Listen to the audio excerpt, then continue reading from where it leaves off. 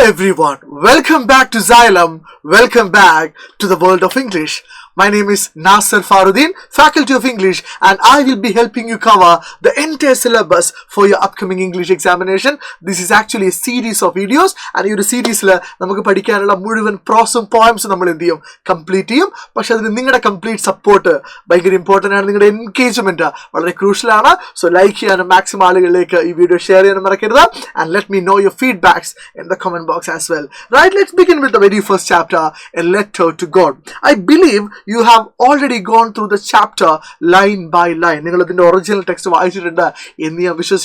if you haven't, please do that, because that is the kind of expertise the examiners are expecting from us. So it is very imperative, very crucial that you read the textbook first. Okay, and we quick analysis like A Letter to God. നമുക്കറിയാം letter to God എഴുതിയത് G.L. ഫോണ്ടസ് എന്ന് പറയുന്ന ഒരു Mexican റൈറ്ററാണ്. ഈ G.L. ഫോണ്ടസ് ഭയങ്കര popular ആയത് ഒന്ന് A letter to God എന്ന് പറഞ്ഞൊരു കൃതി, മറ്റൊന്ന് എൽ ഇൻഡിയോ എന്ന് പറഞ്ഞ ഒരു കൃതിയാണ്. ഒരുപാട് പോപ്പുലർ കൃതികളൊന്നും അദ്ദേഹം എഴുതിയിട്ടില്ല. So this is G.L. Fuentes, because ഒരുപാട് സ്കൂൾ ടെക്സ്റ്റ് ബുക്കുകളിൽ ഈ ചാപ്റ്റർ പഠിക്കാനുണ്ട്. G.L. Fuentes was a Mexican novelist, poet and journalist, famous for documenting the Mexican Revolution and rural life. So Mexican Revolution അദ്ദേഹത്തിന്റെ വർക്ക്സിൽ document ചെയ്തിട്ടുണ്ട്, and അതുപോലെ Mexican rural ലൈഫും അദ്ദേഹം എന്ത് ചെയ്തിട്ടുണ്ട്, പോർട്രേ ചെയ്തിട്ടുണ്ട്. And this is A classic example for that, this particular chapter. His style was realistic and humorous. രണ്ടും important ആണ്. റിയലിസ്റ്റിക് സ്റ്റൈലാണ്, അതുപോലെ ഹ്യൂമറസ് ആണ്. He showed the problems of indigenous people, farmers and ordinary villagers. Who are indigenous people? ഒരു സ്ഥലത്ത് ഉള്ള തദ്ദേശരായ ആളുകളെയാണ് നമ്മൾ എന്ത് വിളിക്കുക, ഇൻഡിജീനസ് പീപ്പിൾ എന്ന് വിളിക്കുക. സോ മെക്സിക്കോയിലെ ഇൻഡിജീനസ് പീപ്പിൾ, ഫാമേഴ്സ്, ഓർഡിനറി വില്ലേജസിന്റെ ഒക്കെ എന്താ പറയുക, അവരുടെ സ്റ്റോറീസ്, അവരുടെ പ്ലൈറ്റ്, അവരുടെ ആസ്പിറേഷൻസ് ഒക്കെയാണ് ഇദ്ദേഹത്തിന്റെ കഥകളിൽ കാണാറ്. And important works include, as I have already mention, El Indio and the story a letter to God.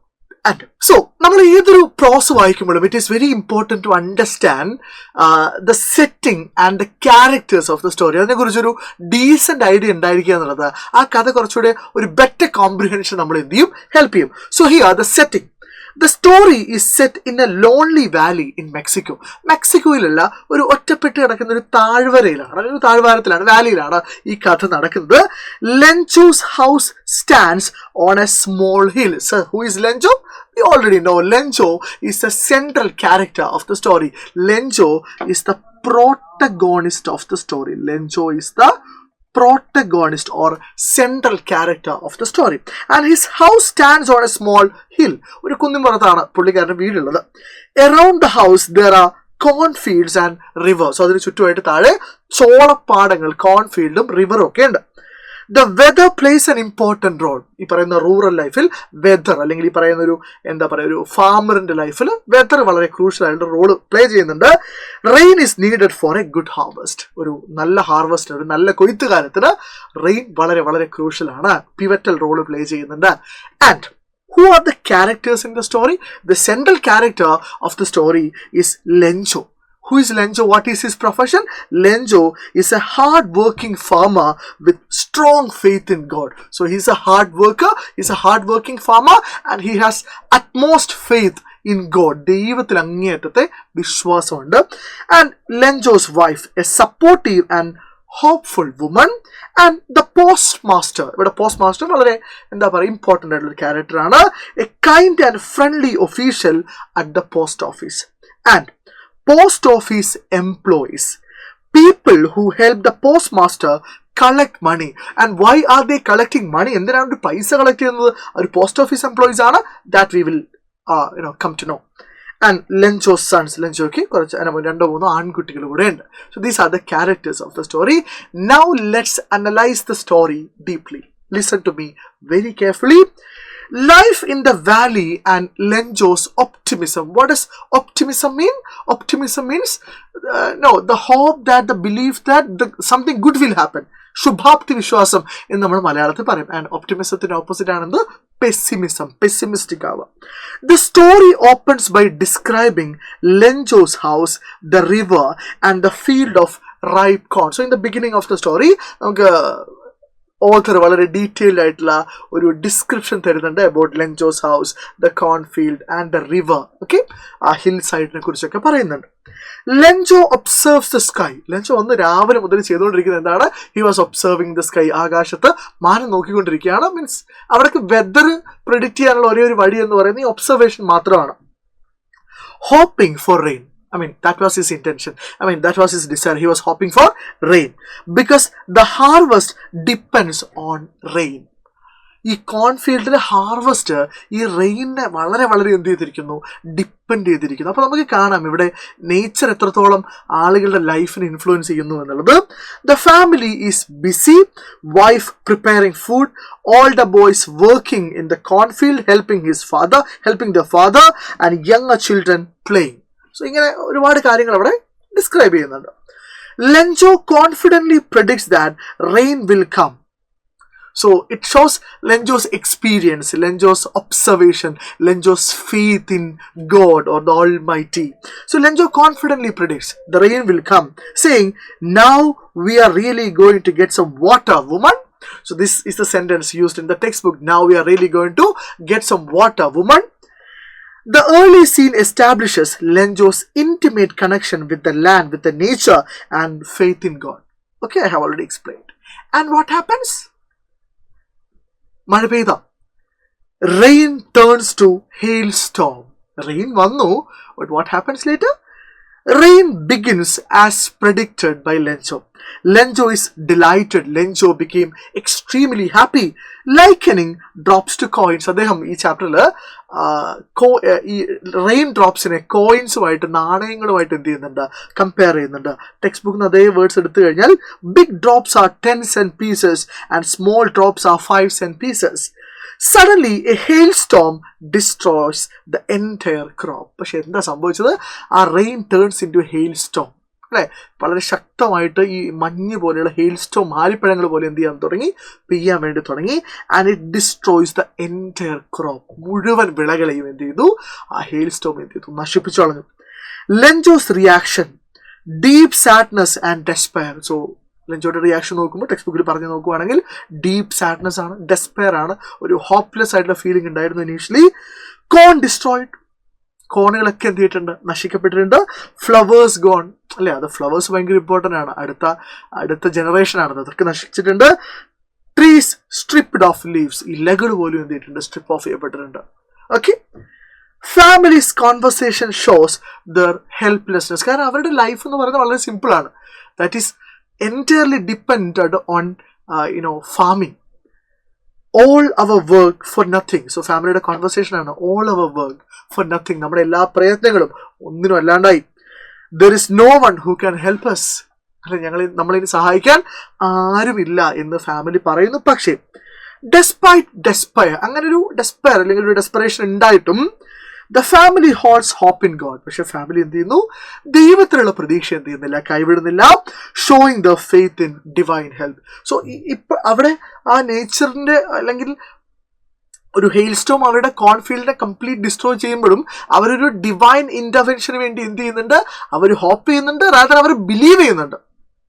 Hope ചെയ്യുക മാത്രമല്ല, അവരൊരു സ്ട്രോങ് ആയിട്ട് എന്ത് ചെയ്യുന്നുണ്ട്? ആ ഡിവൈൻ ഇന്റർവെൻഷൻ അവർ ആഗ്രഹിക്കുന്നുണ്ട്, അവർ ബിലീവ് ചെയ്യുന്നുണ്ട്. And this is the most important amusing part in the story, Letter to God. The title itself is very interesting. അവിടെയാണ് ഇത് സംഭവിക്കുന്നത്. നോക്കൂ, Lencho writes a letter to God. Sir, what are you saying? Write a letter to God? Seriously? Yes, he did. Lenjo, an ox of a man. Text bookil പറയുന്നതാണ് an ox of a man. He's a hard working man who works hard like an animal. ഒരു ആനിമലിനെ പോലെ പാടത്ത് കഷ്ടപ്പെട്ട് അധ്വാനിക്കുന്ന ഒരു മനുഷ്യനാണ് Lencho. But even though he is an ox of an animal or ox of a man, ox of a man, he is literate enough to write a letter. ഒരു കത്ത് എഴുതാനൊക്കെയുള്ള യോഗ്യത അല്ലെങ്കിൽ വിവരം, ലിറ്ററേറ്റ് ആണ് ആര്? Lencho. He decides to write directly to God. No intermediate. Right? He decided to write a letter directly to God, addressing directly to God, asking for 100 pesos to resow. Resow means vidakya. Resow, veendum vidakya his fields and sustain his family until next harvest. So ഇവിടെ Lencho ഭയങ്കര specific ആണ്, കാരണം ആ belief അത്രയും strong ആണ്. Some random ആയിട്ടുള്ള ഭയങ്കര Weigh ആയിട്ടുള്ള പ്രാർത്ഥനയൊന്നുമല്ല, അല്ലെങ്കിൽ വെയ്ഗ് ആയിട്ടുള്ള ആവശ്യമൊന്നുമല്ല. He specifically asked for 100 pesos. Pesos എന്ന് പറഞ്ഞു കഴിഞ്ഞാൽ ഒരു മെക്സിക്കൻ മണിയാണ്. സോ 100 pesos എന്തൊക്കെ ആവശ്യം എന്നോട് പറയുന്നുണ്ട്. ഒന്ന്, എനിക്ക് നഷ്ടപ്പെട്ട പിന്നെ ഈ ഫീൽഡൊക്കെ എന്ത് ചെയ്യണം, റീസോഴ്സ് ചെയ്യണം. പിന്നെയോ നെക്സ്റ്റ് ഹാർവസ്റ്റ് വരെ എനിക്ക് എൻ്റെ ഫാമിലി എന്ത് ചെയ്യണം, സസ്റ്റെയിൻ ചെയ്യണം. എൻ്റെ കുട്ടികൾക്ക് എനിക്ക് ഫുഡ് കാര്യങ്ങളൊക്കെ ബേസിക് നെസസിറ്റീസ് ഒക്കെ എന്ത് ചെയ്ത് വേണം, മീറ്റ് ചെയ്ത് പോകണം. So he specifically asked for 100 pesos from God. The letter is simple, direct, full of faith and urgency. So letter ഭയങ്കര സിമ്പിൾ ആയിരുന്നു, അതിൽ ഏർജൻസി ഉണ്ടായിരുന്നു, പക്ഷെ അതിൽ കംപ്ലീറ്റ് ഫെയ്ത്ത് കൂടെ നമുക്ക് കാണാൻ പറ്റുമായിരുന്നു. നിങ്ങൾ ആരെങ്കിലും അതൊരു കത്ത് എഴുതുമോ? I don't think so. നിങ്ങൾ എത്ര ബിലീവർ ആണെന്ന് പറഞ്ഞു കഴിഞ്ഞാലും you will never do something like this. Okay, he wrote a letter to God, directly addressing him, asking for 100 pesos. Come on. Lencho post letter himself. Lencho എന്ത് ചെയ്തു, ആ letter post ചെയ്തു സ്വന്തമായിട്ട്, showing absolute trust in God's intervention. So ദൈവം intervene ചെയ്യും എന്നുള്ള absolute trust ആണ് നമുക്ക് എവിടെ എന്ത് ചെയ്യാൻ പറ്റുന്നത്, കാണാൻ പറ്റും. It might be N imaginary story, leave it, അത് വിട്ടേക്കൂ. പക്ഷെ നമ്മളിപ്പോൾ ഫോർ ദ ടൈം ബീങ് നമുക്ക് ഈ കഥയിൽ നിന്ന് സംസാരിക്കാം. And the post office and human kindness. At the post office the employees laugh at the idea of a letter addressed to God. ഉറപ്പായിട്ടും അതെ അല്ലേ. സോ പോസ്റ്റ് ഓഫീസിലെ ജീവനക്കാർ ഈ കത്ത് കണ്ട് അവർ ചിരിക്കാൻ തുടങ്ങി, കാരണം a letter is addressed to God. ദൈവത്തെ അഡ്രസ് ചെയ്തുകൊണ്ട് ആരോ ഒരാൾ എന്ത് ചെയ്തിരിക്കുന്നു, ഒരു കത്ത് എഴുതിയിരിക്കുന്നു. Strange. The post master, impressed by Lencho's faith, decides to help secretly. ഇവിടെയാണ് ആ കത്ത് അവിടെ അവസാനിക്കേണ്ടതായിരുന്നു, ആ കഥ അവിടെ അവസാനിക്കേണ്ടതായിരുന്നു. പക്ഷെ അവിടേക്ക് ആര് വരുന്നു, പോസ്റ്റ് മാസ്റ്റർ വരുന്നു. പോസ്റ്റ് മാസ്റ്റർ ബാക്കിയുള്ളവർ പോലും ഇത് ചിരിച്ചു തള്ളിയില്ല. Rather he was impressed by Lencho's absolute faith in God. ദൈവത്തിലുള്ള ലെഞ്ചോയുടെ ഈ അത്രയും ഗംഭീരമായിട്ടുള്ള ഒരു വിശ്വാസം ഉണ്ടല്ലോ, അത് കണ്ട് ആര് ഇംപ്രസ്ഡ് ആവുകയാണ്, പോസ്റ്റ് മാസ്റ്റർ ഇംപ്രസ്ഡ് ആവുകയാണ്. And he decides to help secretly. അദ്ദേഹം എന്ത് ചെയ്യുന്നു, സീക്രട്ടായിട്ട് ഹെൽപ്പ് ചെയ്യാൻ വേണ്ടി തീരുമാനിക്കുന്നു. അത് 100 pesos ആണല്ലോ ദൈവത്തിന് ആവശ്യപ്പെട്ടത്. So he decided to collect that money and send it to Lencho, because he didn't want to ആ പറയുന്ന ആ ഫെയ്ത്ത് ഉണ്ടല്ലോ, ആ ഇന്നസെന്റ് ഫെയ്ത്തിന് എന്ത് ചെയ്യണ്ട, ബ്രേക്ക് ചെയ്യണ്ട എന്നൊരു ആഗ്രഹം അദ്ദേഹത്തിന് ഉണ്ടായിരുന്നു. He collects contributions from himself, post office employees and friends willing to donate. So സ്വന്തമായിട്ട് കുറച്ച് കോൺട്രിബ്യൂഷൻ ഇട്ടു, ആൻഡ് പോസ്റ്റ് ഓഫീസ് എംപ്ലോയീസിൻ്റെ കയ്യിൽ നിന്ന് മേടിച്ചു, ആൻഡ് ഡൊണേറ്റ് ചെയ്യാൻ വില്ലിംഗ് ആയിട്ട് ഫ്രണ്ട്സിൻ്റെ കയ്യിൽ നിന്നൊക്കെ എന്ത് ചെയ്തു, പൈസ കളക്ട് ചെയ്തു. The post office employee, the post master. Total money collected was only 70 pesos. 100 pesos ആണ് ലെഞ്ചോ ആവശ്യപ്പെട്ടത്, പക്ഷെ 70 pesos എന്ത് ചെയ്തു, കളക്ട് ചെയ്തു. About half of what Lencho requested, may be not about half, more than half of, about half എന്ന് വെച്ചാൽ ഏകദേശമാണ്, ആൻഡ് അത് പ്ലസ് ഓർ മൈനസ് ഏകദേശമാണ്. So more than half, okay, or about half of what Lencho requested. The envelope is signed simply. So post master തിരിച്ച് ലെഞ്ചോക്ക് letter അയക്കുമ്പോൾ അതിൽ address ഉണ്ടാവണമല്ലോ. So ഇത്ര എഴുതിയിട്ടുള്ളൂ, God. ധാരാളം അയക്കുന്നത് ഗോഡ്, ദൈവമാണ്. Maintaining the illusion of divine intervention. So ഒരു divine intervention, ഒരു എന്താ പറയുക, ഒരു ഡിവൈൻ ആയിട്ടുള്ള ഇടപെടൽ അവിടെ നടന്നു എന്നുള്ള ഒരു ഇല്യൂഷൻ മെയിൻറ്റെയിൻ ചെയ്യാൻ വേണ്ടിയിട്ടാണ് ഗോഡ് എന്ന് എഴുതിയത്. പക്ഷെ ഇതിന്റെ ക്ലൈമാക്സ് ഭയങ്കര ഇമ്പോർട്ടൻ്റ് ആണ്. നോക്കൂ, Lencho's reaction to the money. Lencho receives the money without surprise. ഇവിടെയാണ് എനിക്കിത് ഏറ്റവും എന്താ പറയുക ഇൻട്രസ്റ്റിംഗ് ആയിട്ട് തോന്നുന്നത്. അതായത് Lencho wrote a letter addressing God, asking 100 pesos, that is absolutely fine. He received money and he wasn't surprised because he expected that. He was expecting that. പൈസ കിട്ടിയപ്പോൾ അദ്ദേഹം എന്താവുന്നില്ല, സർപ്രൈസ്ഡ് ആവുന്നില്ല. കാരണം ലെഞ്ചോ അത് എക്സ്പെക്ട് ചെയ്തിട്ടുണ്ട്, ദൈവം എനിക്ക് പൈസ കിട്ടുന്നത് എനിക്ക് ഉറപ്പാണ്. Trusting that God answered his prayer, അല്ലെ, ദൈവം തന്റെ പ്രയറിന് ഉത്തരം കൊടുത്തു എന്ന് അദ്ദേഹം വിശ്വസിക്കുന്നു. He becomes angry when he counts only 70 pesos. പക്ഷെ ഒരു പ്രശ്നം പറ്റി, അത് കൗണ്ട് ചെയ്തപ്പോൾ അതിൽ 70 പെസോസേ ഉള്ളൂ. ദൈവത്തിനോട് ഞാൻ പറഞ്ഞത് 100 പെസോസിനാണ്. സോ ദൈവം ഒരിക്കലും പിശുക്കൊന്നും കാണിക്കൂല, അല്ലെങ്കിൽ 100 ചോദിച്ചിട്ട് 70 ഒന്നും തരൂല. Convinced that post office employees are thieves not God. ദൈവമല്ല മോഷ്ടിച്ചത്, ദൈവത്തിന് മോഷ്ടിക്കേണ്ട ആവശ്യമില്ല. സോ ഉറപ്പായിട്ടും അദ്ദേഹത്തെ കൺവിൻസ്ഡ് ആയിട്ട് അദ്ദേഹത്തിന് ബോധ്യം ഉണ്ടായി, എന്ത്, പോസ്റ്റ് ഓഫീസ് എംപ്ലോയീസ് ആണ് എന്ത് ചെയ്തത്, ബാക്കിയുള്ള 30 പെസോസ് സ്റ്റീൽ ചെയ്തത്. He writes another letter to God asking for the remaining 30 pesos. നോക്കി ഇവിടെ ഒരു ഐറണി, ഒരു സിറ്റുവേഷണൽ ഐറണി നമുക്ക് കാണാം. നമുക്ക് അതിനെക്കുറിച്ച് സംസാരിക്കാം. So he writes another letter to God asking for the remaining 30 pesos. ബാക്കിയുള്ള 30 pesos ആവശ്യപ്പെട്ടുകൊണ്ട് വീണ്ടും എന്ത് ചെയ്തു, ഒരു കത്തെഴുതി. Showing unshakeable faith and simplicity. So അദ്ദേഹത്തിന്റെ അൺഷേക്കബിൾ ആയിട്ടുള്ള ഫെയ്ത്തും സിംപ്ലിസിറ്റിയൊക്കെയാണ് നമുക്ക് ഇതിൽ കാണുന്നത്. And that's how the story ends. And നമ്മളിന്ന് മനസ്സിലാക്കേണ്ട കാര്യങ്ങൾ എന്തൊക്കെയാണ് എന്ന് നമുക്ക് സംസാരിക്കണം. ഐറോണിക്കൽ എൻഡിങ്, ഇത് ഒരു പ്രധാനപ്പെട്ട പോയിന്റാണ് ഈ ചാപ്റ്ററിനൊരു. എന്താണ് ഐറണി എന്ന് വെച്ചാൽ, നമ്മൾ ഒരു കാര്യം വിചാരിക്കും, പലതരത്തിലുള്ള ഐറണി ഉണ്ട്, വേർബൽ ഐറണി ഉണ്ട്. ആൻഡ് ഇവിടെ ഐറണി എന്ന് ഉദ്ദേശിക്കുന്നത് എന്ത് ഐറണിയാണ്? സിറ്റുവേഷണൽ ഐറണിയാണ്. സിറ്റുവേഷണൽ ഐറണിയാണ്. അതായത് നമ്മൾ ഒരു കാര്യം നടക്കും അല്ലെങ്കിൽ സംഭവിക്കുമെന്ന് പ്രതീക്ഷിക്കും, അതിന്റെ ഓപ്പോസിറ്റ് ആയിട്ട് കാര്യം നടക്കും. അതാണ് situational irony. I will explain. The postmaster opens the second letter eagerly. So രണ്ടാമത്തെ ലെറ്റർ ഉണ്ടല്ലോ, ഇത് 30 pesos കൂടെ ബാക്കി ചോദിച്ചുകൊണ്ട് എഴുതിയ ലെറ്റർ പോസ്റ്റ് മാസ്റ്റർ എന്ത് ചെയ്തു, തുറന്ന് വായിച്ചു. And what did post master expect? എന്താ പോസ്റ്റ് മാസ്റ്റർ പ്രതീക്ഷിച്ചിട്ടുണ്ടാവുക? ഒരു ഗ്രാറ്റിറ്റ്യൂഡ്, ഒരു നന്ദി, അല്ലെ, ദൈവത്തോട് നന്ദി പറഞ്ഞുകൊണ്ടുള്ള ഒരു ലെറ്റർ ആണ് പ്രതീക്ഷിക്കുക. പക്ഷെ എന്താ സംഭവിച്ചത്? അതിന് ഓപ്പോസിറ്റ് ആയിട്ട് നടന്നു. ഹി എക്സ്പെക്ട്സ് ഗ്രാറ്റിറ്റ്യൂഡ്, നന്ദിയാണ് പ്രതീക്ഷിച്ചത്. Instead he reads Lencho's accusation. എന്നാൽ അവിടെ ലെൻജോ ആ കത്തിൽ മുഴുവൻ ഈ പോസ്റ്റ് മാസ്റ്ററേയും പോസ്റ്റ് ഓഫീസ് എംപ്ലോയീസിനൊക്കെ എന്ത് ചെയ്യും, അക്യൂസ് ചെയ്തുകൊണ്ട്, അക്യൂസേഷൻ കുറ്റപ്പെടുത്തലാണ് ആ കത്തിലുണ്ടായിരുന്നത്. The ending is full of irony. So അതുകൊണ്ട് തന്നെ ഈ കഥയുടെ അവസാനം ഐറണിയാണ്. The real helpers are called crooks, അല്ലെ, ടെക്സ്റ്റ് ബുക്കിൽ ഉപയോഗിച്ച വേർഡാണ് ക്രൂക്സ് എന്ന് പറയുന്നത്. സോ ശരിക്കുള്ള സഹായികളെ ലെൻജോയുടെ ഇന്നസെൻസ് കൊണ്ട് ലെൻജോ വിചാരിക്കുന്ന ഒരു ക്രൂക്സ് ആണ്. ലെൻജോസ് ഫെയ്ത്ത് റിമെയിൻസ്, ലെൻജോയുടെ ഫെയ്ത്ത് ഒക്കെ അവിടെയുണ്ട്, ബട്ട് ഹിസ് ജഡ്ജ്മെന്റ് ഫെയിൽസ്. പക്ഷെ അദ്ദേഹത്തിന്റെ ജഡ്ജ്മെന്റ് എന്ത് ചെയ്യുന്നുണ്ട്, ഒന്ന് പരാജയപ്പെടുന്നുണ്ട്. And that's all about the chapter, ladies and gentlemen. Thank you for watching, and I believe നിങ്ങൾക്ക് ഈ കാര്യങ്ങളൊക്കെ അടിപൊളിയായിട്ട് മനസ്സിലായിട്ടുണ്ട്. ഉറപ്പായിട്ടും ഇത് അത്ര എന്താ പറയുക, വളരെ നിങ്ങൾക്ക് മനസ്സിലാവാത്തൊരു ചാപ്റ്റർ ഒന്നും അല്ല എന്ന് സാറിന് നന്നായിട്ട് അറിയാം. ബട്ട് സ്റ്റിൽ നമ്മൾ ആദ്യത്തെ ചാപ്റ്റർ ആയതുകൊണ്ടാണ് നമ്മൾ ഇത്രയും ഡീറ്റെയിൽ ആയിട്ട് പറഞ്ഞത്. ആൻഡ് ഉറപ്പായിട്ടും ഞാൻ നേരത്തെ പറഞ്ഞു, നിങ്ങളുടെ എൻഗേജ്മെന്റ് വളരെ ഇമ്പോർട്ടൻ്റ് ആണ്. നിങ്ങളുടെ ഒരു ലൈക്ക്, നിങ്ങളുടെ ഒരു ഷെയർ, നിങ്ങളുടെ ഒരു കമന്റ്, അതൊക്കെ വളരെ നമ്മുടെ മൊറാൽ ബൂസ്റ്റ് ചെയ്യുന്ന കാര്യങ്ങളാണ്.